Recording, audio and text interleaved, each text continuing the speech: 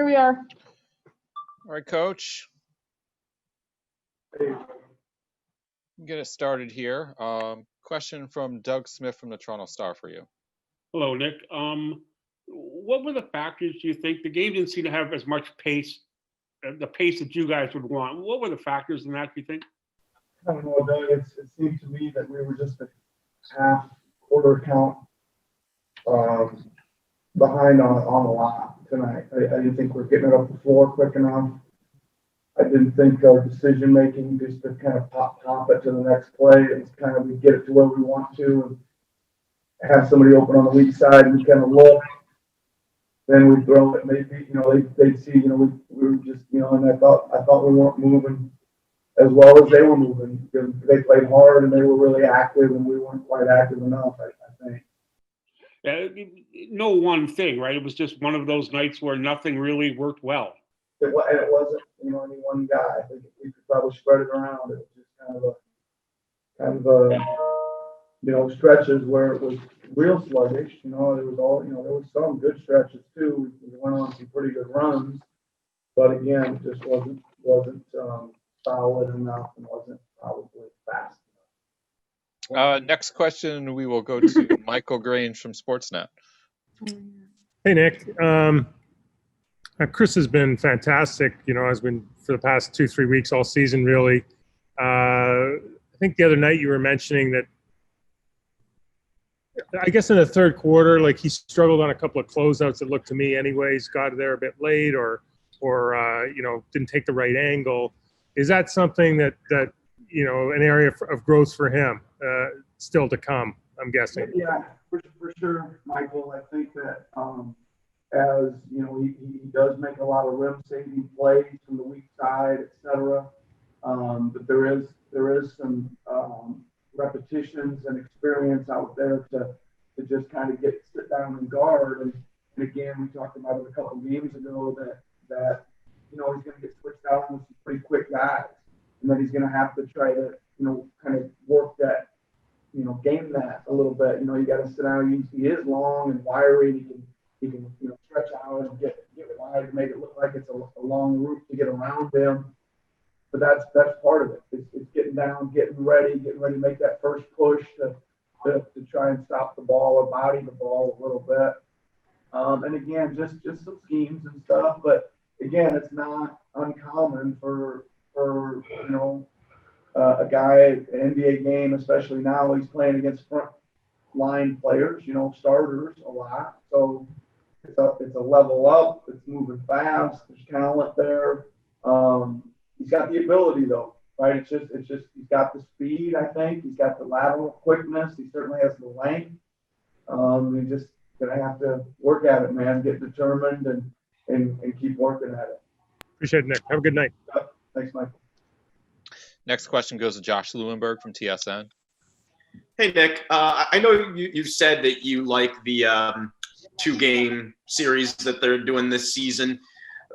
In situations like this, could this almost be a helpful teaching tool to have an opportunity after a game like this to come back instead of just correcting some issues over the next couple of days to actually have a chance to go back out there against the same team and try to get one back and correct those things?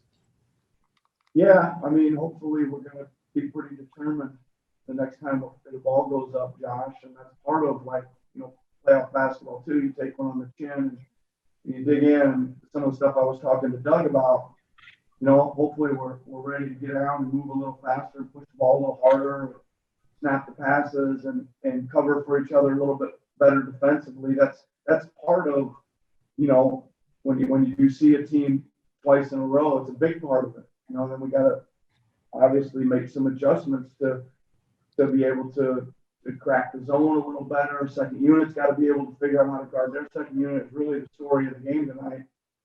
Their second unit exploded on us. You're just going to look at the numbers both ways, and it's not good there. So those guys got to get in, get ready. Got to be solid. Like we say, don't expect you to be unbelievable every night, unbelievably good. But when you're not unbelievably good, you still got to be average, solid. And tonight they were well below average, I thought. on a positive side, you got some extended run from Aaron in the second half. It seemed like you got some good minutes from him. Does it seem like he's starting to turn the corner a little bit? Well, he certainly looked more comfortable out there tonight. I thought he rebounded well, protected the rim well. I thought he got kind of hard done by on a couple body fouls that, geez, I remember playing against him, and we'd never get those calls, right? He went over there and they slammed right into him, and I'd be crying about, that's a foul. But anyway, I thought he got hard done by, but I thought he rebounded it well. Thought he looked like he was moving well. I probably should have went back to him, Josh. I was really considering it there when things were not going so good there with the second unit early part of the fourth. And it probably, hindsight, of course, is 2020, right? You can always go back and say, I wish I would have done this and wish I would have done that for sure. I wish I would have done it now. Thanks, Nick. Have a good night. Thank you. Next question goes to Eric Corrine from The Athletic. Hey, Nick. Pascal took a pretty awkward fall, I would say, at the end of the first quarter. You know when he got clobbered over the arms on dunk? Is that the one you're talking about? I mean, I'll let you. I don't think they can find me, but I think we're talking about the same play, yes. Are you aware, were there any lingering effects there? He seemed not to quite be himself the rest of the night.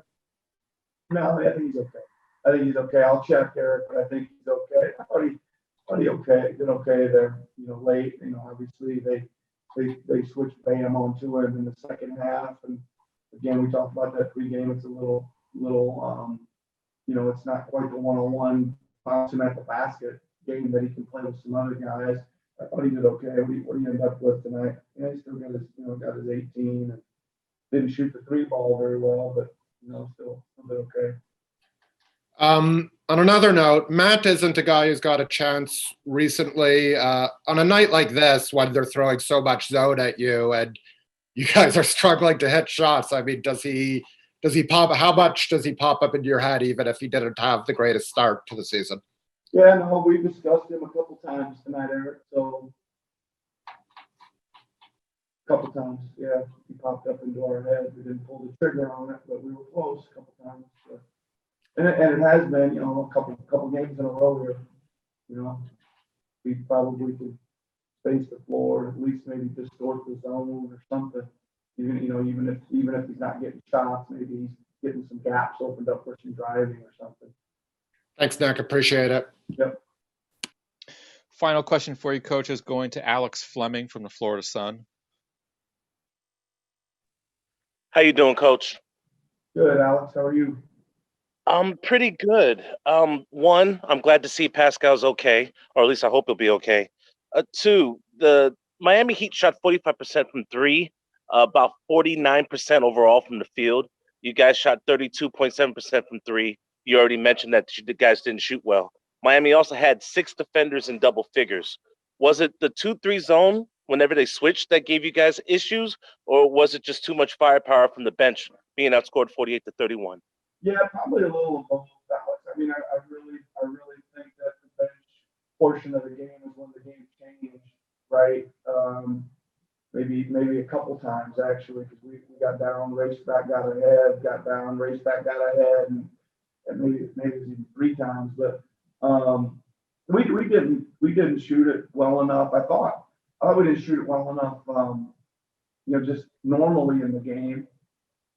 Right, even when it wasn't the zone, like early in the game, again, they're playing man-to-man, and our first quarter shooting wolves continue where we're sitting out there all alone taking threes, and it would have been nice to probably get off to a little better start with that. But then, I also give their zone credit, our inability not to find maybe better shots in it as well. So, all that stuff you mentioned, I think, go into it. Yeah.